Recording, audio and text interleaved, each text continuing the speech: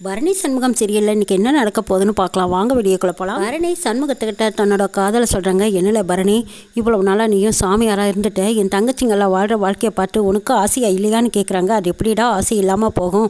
உனக்கு நான் உயிருக்கு உயிராக விரும்புகிறேன். என்னோட காதலை நான் உன்கிட்ட சொல்ல நினைக்கிறேன். என்னோட காதலை நீயும் புரிஞ்சுக்கிட்டு என்னோட ஆசையை நிறைவேற்றுவியான்னு கேட்குறாங்க. பரணி, உன்னோட ஆசையா? அப்படி என்ன ஆசை? உன் ஆசையை எந்த மொழியில் இருந்தாலும் சரி அதை நீ சொல்லு, நான் உனக்கு நிறைவேற்றி வைக்கிறேங்கிறாங்க சண்முகம். அது மூளை முடுக்கல் எல்லாம் இல்லைடா, உன்கிட்ட தான் இருக்குது. அதாவது எனக்கு ஒரு குட்டி பாப்பா தம்பியோ பையனோ வேணும்னு ஆசையாக கேட்குறாங்க. பரணி, அட இவ்வளவு தானா? அந்த ஆசை எனக்கும் தான் இருக்குது பரணி. இப்போ தான் நம்ம தங்கச்சிங்க எல்லாரும் நல்லபடியாக வாழ ஆரம்பிச்சிட்டாங்க. இனிமேல் நம்ம வாழ்க்கையை தொடங்க வேண்டியதான். நீ ஆசைப்பட்ட மாதிரியே நானும் ஆசைப்பட்டிருக்கேன். எனக்கும் ஒரு குழந்தை வேணும்னு நீ நினச்ச மாதிரி எனக்கும் ஆசையாக மனசை விட்டு பேசுகிறதுனால சந்தோஷமாக இருக்குது. இப்போ தான் மனசுக்கு நிம்மதியாகவும் திருப்தியாகவும் இருக்குன்னு சண்முகம் சொல்கிறாங்க. சரி, இனிமேலாவது நம்ம வாழ்க்கையை ஆரம்பிக்கலாமாங்கிறாங்க. சரியில்லை பரணி, நான் உன்னை கட்டுப்பிடிச்சிக்கிட்டுமாங்கிறாங்க.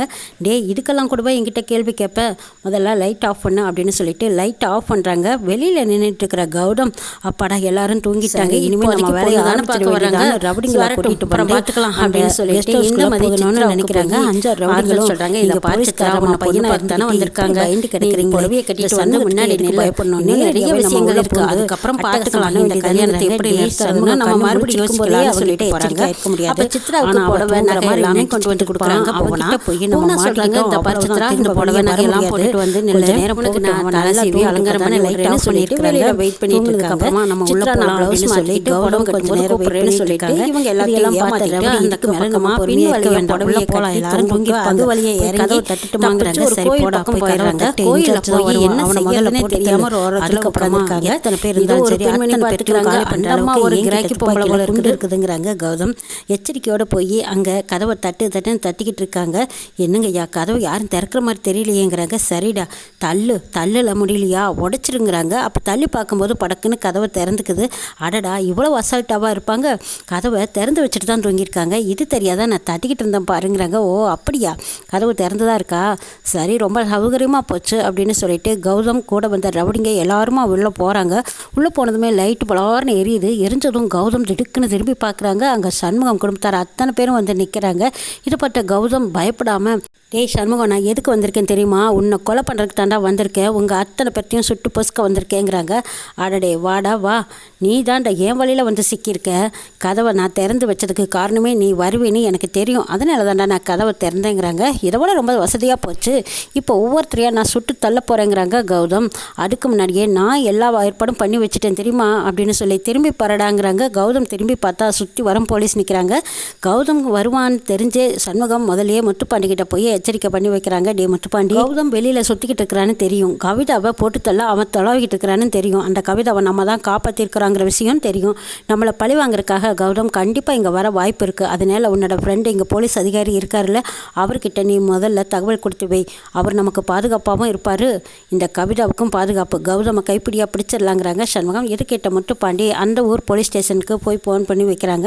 அப்போ சொல்கிறாங்க, இங்கே கௌதம் சுற்றிட்டு இருக்கான், அவனை கையும் களவுமாக பிடிச்சிடலாங்கிறாங்க. அப்படியா சார், சரி தப்பிச்ச கைடி அவன், கண்டிப்பாக பிடிச்சிடலாங்கிறாங்க. சண்முகம் சந்தேகப்பட்ட மாதிரியே வெளியில் வந்து பார்க்குறாங்க. அவங்க வந்த பஸ்ஸை காணோம். ஓனருக்கு ஃபோன் பண்ணி கேட்குறாங்க, ஆமாம் பஸ் இங்கே நிறுத்தப்பட்டது, எங்கேயாவது வேறு எங்கேயாவது சேஃபாக நிறுத்த சொல்லியிருக்கீங்களாங்கிறாங்க. அப்படியெல்லாம் எதுவும் இல்லைங்கிறாங்க. அப்போ சண்முகத்துக்கு சந்தேகம் வருது. இது எல்லாத்துக்கும் காரணம் இந்த கௌதம் தான் பஸ்ஸை எங்கேயோ சேஃபாக தள்ளிட்டு போயிட்டான். நம்ம விசுக்குன்னு போகிறதுக்கு இல்லாமல் அவன் இந்த மாதிரி ஒரு ஏற்பாட்டை பண்ணியிருக்கான், நல்லா தெரிஞ்சு போச்சு. ஆனால் கௌதம் இங்கேருந்து வெளியில் போகிறதுக்கு இல்லாமல் நாம தான் இதுக்கு முன்னாடி எச்சரிக்கையாக இருக்கணும்னுட்டு உடனே முத்துப்பாண்டியை அலர்ட் பண்ணி வைக்கிறாங்க. முத்துப்பாண்டி அவங்க ஃப்ரெண்டு போலீஸ் இன்ஸ்பெக்டருக்கு ஃபோனை பண்ணி சுற்றி வரவும் போலீஸ் பாதுகாப்பு கேட்குறாங்க. அப்போ போலீஸும் பாதுகாப்போடு நிற்கிறாங்க. கௌதம் வசமாக வந்து வலையில் மாட்டிட்டாரு. தப்பிக்க வழி இல்லாத கௌதம் அவங்களே போலீஸ்கிட்ட வந்து மாட்டிக்கிறாங்க. வேறு வழி இல்லை.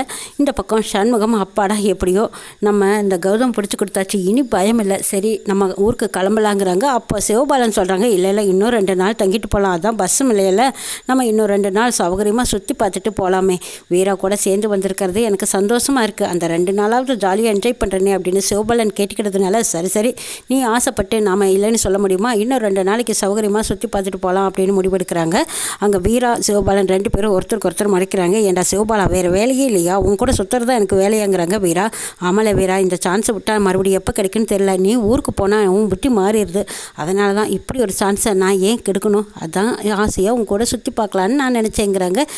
சரி என்ன பண்ணி தொலைக்கிறது, நீயும் கேட்டுட்டே. அண்ணனும் சரின்ட்டுது. இதுக்கப்புறம் நான் பேசினா யாருமே பிளானை மாற்ற மாட்டாங்க, இருந்து தொலைக்கலாம், என்ன செய்கிறது, உனக்காக வேண்டி தாங்கிறாங்க வீரா. ரொம்ப சந்தோஷமில்ல வீராங்கிறாங்க சிவபாலன். எல்லாரும் நல்லபடியாக டூர் சுற்றி பார்த்துட்டு ஊருக்கு வராங்க. இங்கே பார்த்தா பாண்டியம்மா கழுத்தை நிறைய நகையை போட்டுட்டு கண்ணாடிக்கு முன்னாடி நின்று, அடடா தங்க நெக்லஸ் நல்லா இருக்குது, வைர மாலை அருமையாக இருக்குது, இதே மாதிரி இன்னும் 4 பிள்ளைங்களை கடத்தினா கூட இப்படி நகையாக வாங்கி அள்ளி போட்டுக்கிட்டு அழகு பார்க்கலாம் போல இருக்குது, நிறைய அழகாக தான் இருக்குது. சரி, சண்முகம் குடும்பத்தார் எல்லாரும் வரதுக்கு முன்னாடியே நம்ம இந்த நகையோடு இங்கேருந்து எஸ்கேப் ஆகிடணும், இல்லைன்னா அவங்க எல்லாத்துக்கும் சந்தேகம் வந்துடும். அதுவும் தவிர அந்த அரசியல்வாதி வீடு வந்து நம்ம மானத்தை வாங்கினாலும் வாங்கிடுவோம், நம்ம இங்கேருந்து போகிறது நல்லதுன்னு நினச்சிக்கிட்டு பாண்டியம்மா கண்ணாடியை பார்த்து ரசிச்சுக்கிட்டு இருக்கும்போது கரெக்டாக பரணி உள்ளே வந்துடுறாங்க. பரணி உள்ளே வந்ததும் பாண்டியம்மாவை பார்க்குறாங்க. என்னது அத்தை என்றைக்கும் இல்லாமல் கண்ணாடிக்கு முன்னாடி நகையெல்லாம் போட்டுக்கிட்டு அழகு பார்த்துட்டு இருக்குது, இந்த நகையெல்லாம் எப்போ வாங்கியிருக்கோம் அப்படின்னு பரணிக்கு சந்தேகமாக இருக்குது. இங்கே சண்முகம் பார்த்தா சரியான அலுப்பில் உள்ள வர்றாங்க. அப்பாடா ரொம்ப டயர்டாக இருக்குது, போனதும் படுக்கணும் போல் இருக்குது, அவ்வளோ சலுப்பு அப்படிங்கிறாங்க. சரிடா போய் படு, ரெஸ்டடு அப்படின்னு சொல்லிட்டு வைகுண்டம் முதற்கொண்டு எல்லாரும் வந்ததும் அவங்கவுங்க பேக்கெல்லாம் அங்கங்கே வச்சுட்டு, அப்பா உடம்பெல்லாம் என்னமா வலிக்குது, பஸ்ஸில் போனதுக்கும் வந்ததுக்கும் சலுப்பாக இருக்குது அப்படின்னு சொல்லிட்டு இருக்கும்போது அப்போ பாண்டியம்மா போட்டிக்கிட்டு வந்து நிற்கிறாங்க. இதை பார்த்ததும் சண்முகம் கேட்குறாங்க, என்னது சேட்டு பொம்பளை மாதிரி இந்த பெரியத்தை போட்டிக்கிட்டு வந்து நிற்குது, புடவை ஒரு தினசாக கட்டியிருக்குதுங்கிறாங்க. அதெல்லாம் ஒன்றும் இல்லைடா, நீ உள்ளே போய் ரெஸ்ட் எடுப்போம் அப்படின்னு சண்முகத்தை அனுப்பி வைக்கிறாங்க பரணி. இருந்தாலும் பரணிக்கு சந்தேகம் தேரல. அப்போது பரணிங்க சண்முகத்துக்கிட்ட வந்து கேட்குறாங்க, டே பெரியத்த கழுத்து பார்த்தியங்கிறாங்க. அது இங்கே பார்க்குற மாதிரி இருந்துச்சு, அதுதான் போட்டிக்கிட்டு நிற்கிது, எப்படி பார்க்குறதுங்கிறாங்க. டே கழுத்தில் நிறைய நகை போட்டிருக்குது, ஆமாம் நீ வீட்டில் பணங்கீது அதிகமாக வச்சுட்டு வந்தியாங்கிறாங்க. இல்லை கடைக்கு வச்சுருந்ததும் வீட்டுக்கு செலவுக்கு இப்படின்னு பார்த்தாலும் எப்படி ஒரு 11,000 தான் வச்சுருப்பேங்கிறாங்க. அதுலையெல்லாம் இவ்வளவு நகை வாங்க முடியாது, ஆனால் கழுத்து நிறைய நகை போட்டிருந்ததுடா, நான் கவனிச்சேங்கிறாங்க. அப்படியா, நான் கவனிக்கலைங்கிறாங்க. எனக்கு என்னமோ சந்தேகமாக இருக்குது அப்படின்னு பரணி சொல்லிட்டு இருக்கும்போது சண்முகம் சொல்கிறாங்க, இதை பாருல பரணி, எதுக்கும் உங்கள் அம்மா பாங்கி ஏற்றுக்கிட்ட கேட்டுப்பாரு, அங்கேருந்து ஆட்டியை போட்டுட்டு வந்துருச்சு, என்னமோ உங்கள் அப்பன் காசை தான் தூக்கிட்டு வந்து இவ்வளோ நகையை போட்டு அழகு பார்க்குது. சரி, இதனால் பிரச்சனை வராமல் இருந்தால் நமக்கு நல்லது தான்ங்கிறாங்க சண்முகம். இங்கே பாண்டியம்மாவுக்கு ஃபோன் மேலே ஃபோன் வருது. அரசியல்வாதி வந்து கேட்குறாரு, இதை பார் பாண்டியம்மா, நீ அனுப்பிச்ச பொண்ணை திரும்ப சண்முக பையன் வந்து கூட்டிகிட்டு போயிட்டான், அந்த பொண்ணு கழுத்தில் மட்டும் தாலி கட்டியிருந்தா என்னோட வேலை முடிஞ்சிருக்கும், ஆனால் அந்த வேலையை முடிக்காமையே அந்த பொண்ணை இழுத்துட்டு போயிட்டான், நான் உனக்கு கொடுத்த 10 லட்சத்தை நீ எனக்கே திருப்பி கொடுத்துருங்கிறாங்க. இது கேட்டதும் பாண்டியம்மா, இங்கே பாருப்பா, நான் உனக்கு சொன்ன மாதிரி அந்த பொண்ணை அனுப்பி வச்சேன், நீயும் கூட்டிகிட்டு போனேன், ஆனால் வச்சு பாதுகாக்க தெரியாத உனக்கு என்கிட்ட பேச இனிமேல் எந்த உரிமையும் கிடையாது. என்னோட வேலையை நான் நல்லபடியாக முடிச்சு கொடுத்துட்டேன், உன்னோட வேலையை நீ நல்லபடியாக எனக்கு பணத்தை கொடுத்துட்டேன், திரும்ப நீ இந்த பணத்தை கேட்கறதுல நியாயமே இல்லை, உனக்கு எனக்கு டீல் முடிஞ்சது, இதுக்கப்புறம் நீ இதை பற்றி பேசாத, திரும்பவும் அந்த பொண்ணை நான் அனுப்பணுன்னா இன்னும் கொஞ்சம் ஏகப்பட்ட ரேட் ஆகுங்கிறாங்க பாண்டியம்மா. இன்னும் அரசியல்வாதி விட்டபாடில்லை. அப்படியா சொல்கிற, சரி அந்த பொண்ணை மறுபடியும் அனுப்பி, உனக்கு வேண்டிய காசை மறுபடியும் நான் தரேன் அப்படின்னு சொல்லிக்கிட்டு இருக்காங்க. இதை கேட்டதும் பாண்டியம்மா மறுபடியும் கனியை அனுப்பி வைக்கிறதுக்கான தந்திரம் பண்ணிக்கிட்டு இருக்காங்க. என்ன செய்ய போகிறாங்க, எப்படி சண்முகத்துக்கிட்ட வசமாக மாட்ட போகிறாங்கன்னு நாளை எபிசோடில் பார்க்கலாங்க.